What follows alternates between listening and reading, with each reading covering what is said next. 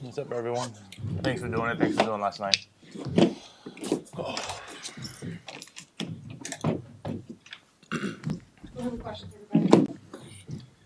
Bobby, you guys have talked a lot about patience and staying the course over the last year with the rebuild. So some have questioned the timing of a move like this. For you guys, why was this the right time, and why is this the right player?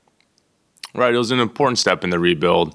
I think we were able to recoup value on the veterans. We went out yesterday, and I do think first a thank you and a shout out to Davion and Kelly and Bruce. I think their professionalism, sort of their basketball know-how. I think the young players really started to benefit from that. But sort of being in expiring years, I think it was important for us to find value for them in the trade market. But as far as it relates to Brandon, he's young. He's entering his prime. By no means is he sort of a finished product. I think we're expecting a spark as far as a fresh start for him. He'd been in New Orleans for a while, and I think there's for whatever, a string of bad luck that injury-wise down there. So excited to see what he can do with us. We feel like we have the best medical staff in the league, and so I know there's been some, concerns about games played and whatnot, but I think we're excited to get to know him as a person, but also his body and physically, and sort of see if we can get an additional jump there. Listen, at the onset, it takes a lot of really good players to win in this league, and so this is just sort of an incremental step along the way, as opposed to some big flag in the sand type move. But listen, we're opened up a lot of ability for our young guys to play. I think whether it's our rookies, Jacoby, Jamal, Jonathan, Ulrich, Jamison, our second and third year players, Grady and Ochai, it just sort of opens up opportunity for them, and we're really excited to see that group play together. I know in terms of his health and his ankle, the medical staff is going to be taking a closer look at him. In terms of his actual availability, like even for a valuation standpoint for you guys, how much do you want and need to be able to see him this season? Like we're talking 10 games, 20 games. How much are you guys hoping to be able to see him on the court over the next couple months? Yeah, there's not going to be necessarily a sort of quota of X, Y, or Z. I think we'll be strategic about it. We want first and foremost for him to be healthy, and I think that's sort of we'll get to see over the course of the next couple of days and weeks sort of where he is in his recovery. But yes, obviously you want to see what he looks like, how he fits. But I don't think we're at that point where we're. I think we have 31 games left, so we'll have time. How important is it to see sort of those top 5, 6 guys together? I know we've had trouble getting the last 5 together, so. It is. I think maybe to your point, Josh, we do know what his game looks like, but we do need to see what it fits with Quick and Grady and RJ and Scotty and Yak. But I think time will tell with those. How do you see the on-court fit playing out specifically between Brandon and Scotty?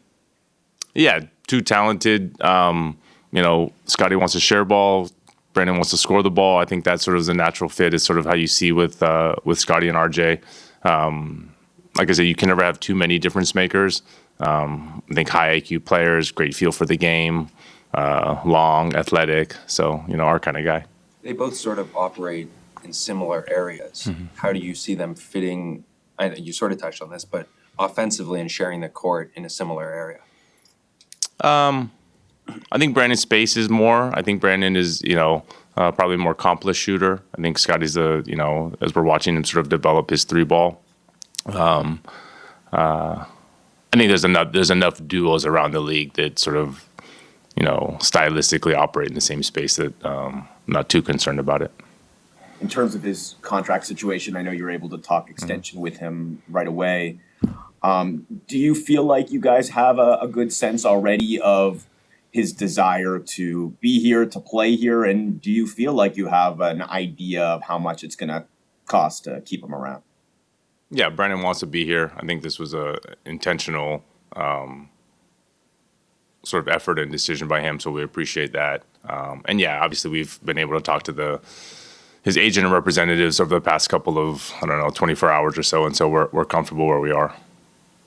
With RJ coming here, it felt like there was a lot that got unlocked about his game playing in Darko's system.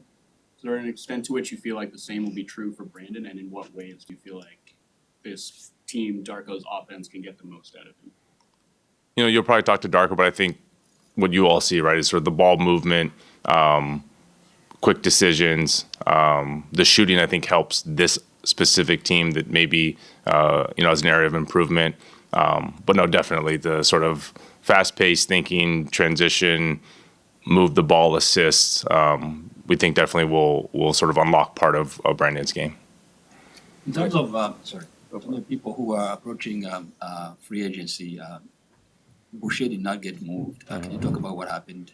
Whether did you have any talks with any teams about him? Yeah, I always say it takes two to tango in these deals, and so we did have talks. But we love Chris, and I think he's now the lone survivor from 2019. It seems like he's been here forever. He's a Canadian kid. He's got a great spirit. You see it whenever he goes in the game, the energy, it never falters. And so, we love Chris. Do you anticipate you'll keep him for this year? Yeah, haven't had any suggestions otherwise. I think he wants to be here. We love having him around. He's matured into an actual NBA veteran and has a ton of experience. In terms of, you guys have a lot of guys who are getting expensive. Scotty has a new contract coming up. You're going to have to pay Brandon Ingram. How do you see all of that working? I think there's a lot more expensive teams in the NBA. I don't see that. The new TV deal, I think this year we were probably one of the lowest payroll teams. So I think relative to the league, I don't see our guys as being particularly more expensive than sort of what's around the league. Do you feel you can go into the luxury tax? I think we've always said, listen, we're going into luxury tax when we want to be competitive. I think the one thing that's changed maybe since 17, 18, 19 is the teams going into the tax, they can't all feel like they're contenders, right? And so I think there's a bit of a change here, which is, are you going into the tax because you think you're going to win the title, or are you going into the tax because you think you can make the playoffs or the second round? I think that's sort of the equilibrium, or that's sort of the balance that we need to find. But those are decisions probably for future seasons. You've got some open roster spots now, and I think Orlando's second 10-day either expired or is expiring. You have a need at center position as well as probably a few other areas. How do you anticipate using those spots? Yeah, you'll see some changes in the next coming days. I think we have Jameson's two-way. His days are coming up. Orlando's 10-day. I think we're going to have one, maybe two open roster spots. Positionally we'll need to, with Yak dealing with his injury and Kelly out, we'll probably have a big. But Orlando's been good, and I think, we'll continue to evaluate him. Can we go to an online question from Michael Grange? Go ahead, Michael. Online. Hey, Bobby. What's up, Sorry Mike? if someone's asked this. Just wondering, how far along you guys might be in terms of the general outline of an extension with Brandon. We're talking. I think we're sort of both in the same ballpark, but obviously, don't want these things to be public negotiations. But I think more sort of to Aaron's earlier question, we sort of know, what the expectations are. Obviously, there's a lot of points to a deal, and sort of we're going through those now. Thank you. Eric, did you have a question? I saw your hand was up earlier.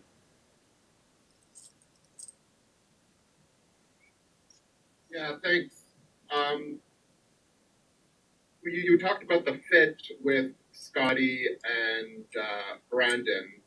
How do you see RJ fitting into that as somebody who loves to get to the basket and works off sort of taking handoffs? How do you see the fit?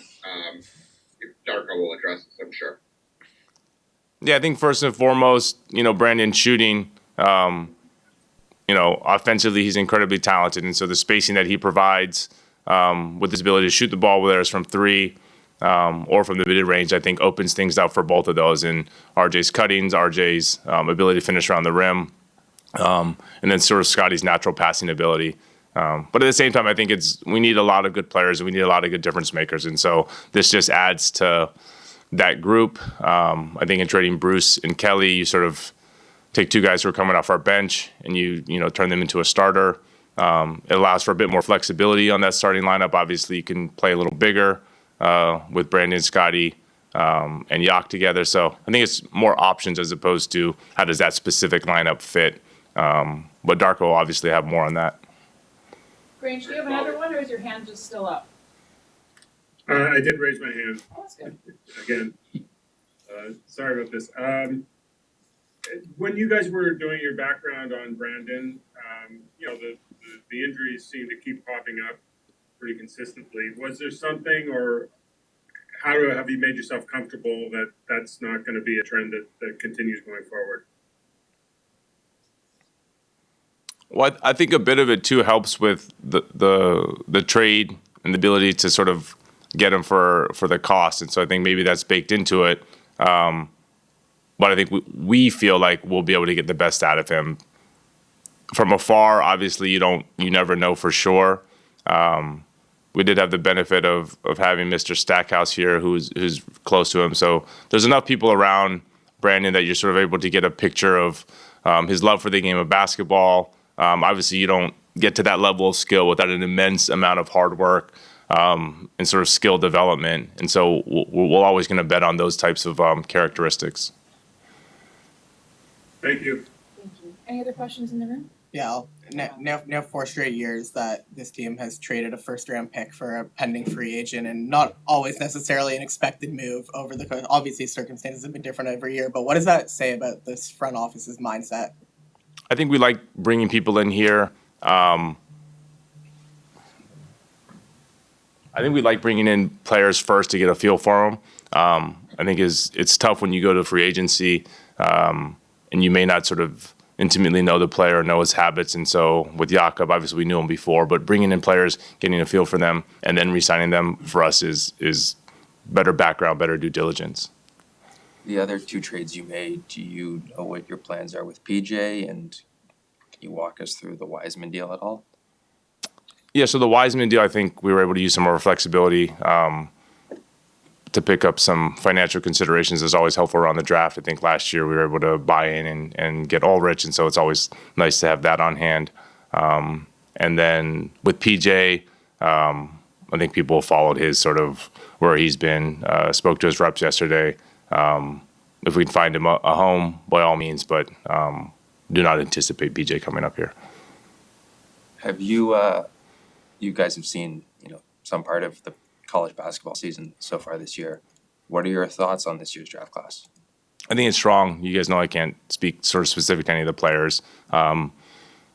Scouting these players for a number of years, I think we had identified this year's draft as particularly strong at the top, but also throughout. And so for us, it's, that's the mission number 1 now is let's go out and travel the world and figure out which of these guys. Takes me back a little bit to the Tampa year when you start to identify Scotty around this time and sort of, how many difference makers do you feel like are in the draft? But no, we feel confident and obviously the lottery balls and lottery gods will determine where we end up. But that's our job to find the players. We'll do the last one from Eric, whose hand is up again, and then we'll. Thank you. You said you talked to Jerry. Just in general, I know you'll learn more about him, but what do you know about Brandon off the court in terms of what he wants and what type of person he is? Yeah, quiet kid. I don't think, well-spoken, hard worker, loves basketball, sort of grew up, I think maybe what he would describe or maybe what most people think of as sort of in the country in North Carolina. Incredible pedigree going to Duke, as people know, number 2 pick. So I think the basketball has and will always be first for Brandon. I think, the skill, the length, the physical attributes contribute to that.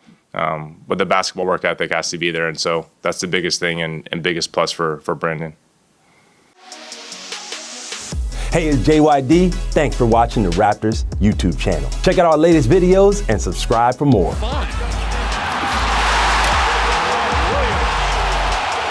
it away by the Raps on the run. Fits to JYD. Beautiful pass. Chuck, one of the things I'm noticing about this part.